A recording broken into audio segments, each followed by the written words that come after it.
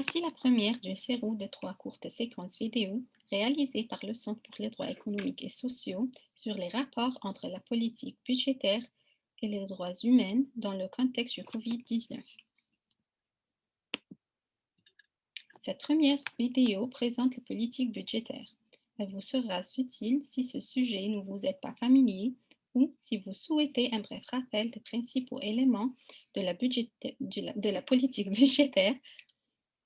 Dans cette vidéo, nous clarifions également les jargons couramment utilisés et nous présentons les grands débats autour de la politique budgétaire. Dans l'absolu, la politique budgétaire décrit la manière dont les gouvernements génèrent des recettes et la manière dont ils les dépensent. On se représente souvent les recettes d'un gouvernement comme forme de tarte. La politique budgétaire détermine la taille de la tarte et la façon dont elle est découpée. Les gouvernements contrôlent la taille de la tarte de différentes façons.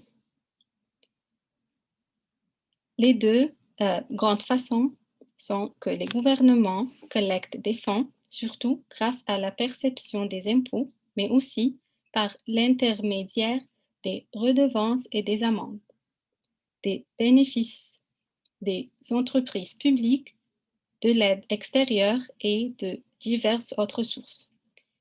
Il emprunte des fonds aussi auprès des bailleurs de fonds nationaux ou étrangers, des secteurs publics ou privés. Les conditions auxquelles les gouvernements empruntent de l'argent ont une influence sur la marge de manœuvre budgétaire dont nous parlerons dans une minute.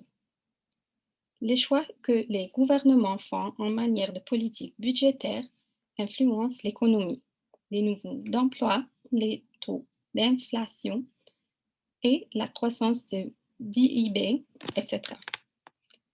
La politique budgétaire est donc un outil dont les gouvernements se servent pour atteindre certains objectifs. Il est important de préciser qu'il y a des différents avis sur les objectifs à atteindre en priorité.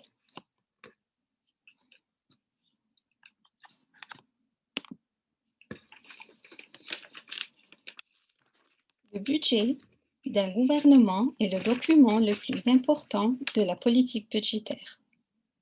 Il indique la quantité d'argent que le gouvernement compte réunir, les recettes, les bailleurs de fonds auprès desquels il compte s'adresser, source, la manière dont il entend dépenser cet argent, les allocations, l'équilibre général de son budget, l'excédent si les recettes sont supérieures aux dépenses ou le déficit lorsque c'est l'inverse.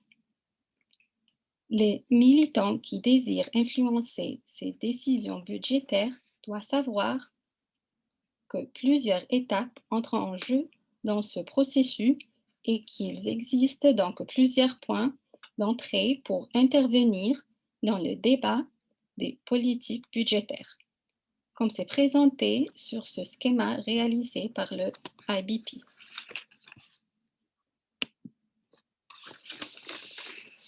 Cela dit, le budget tient généralement compte de plans économiques pluriannuels qui reflètent ces objectifs priorités à long terme. Chaque gouvernement a un certain degré de flexibilité en ce qui concerne les décisions en matière de politique budgétaire. Ce degré de flexibilité est qualifié de marge de manœuvre budgétaire.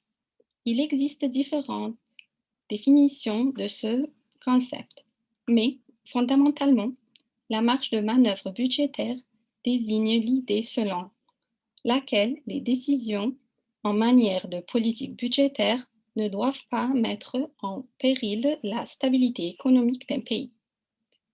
En raison de la manière dont l'économie mondiale est structurée, cela est plus facile pour certains pays que pour d'autres.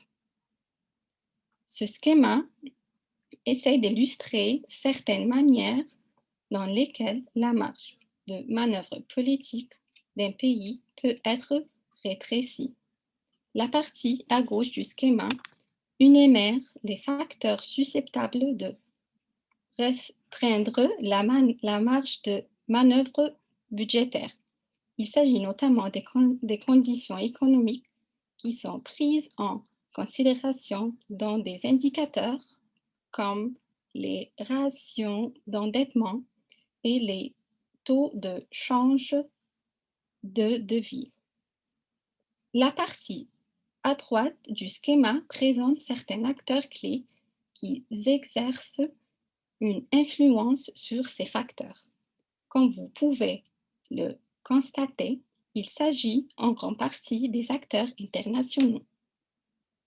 L'idéologie économique est ce qui relie ces deux parties. Il s'agit, en d'autres termes, des croissances de la façon dont une économie devait fonctionner et à quelle fin. L'idéologie dominante de ces 40 ans est le néolibéralisme. Comme vous le verrons dans les prochaines vidéos, le néolibéralisme a vraiment renié la marge de manœuvre budgétaire et réduit les objectifs priorités de la politique budgétaire.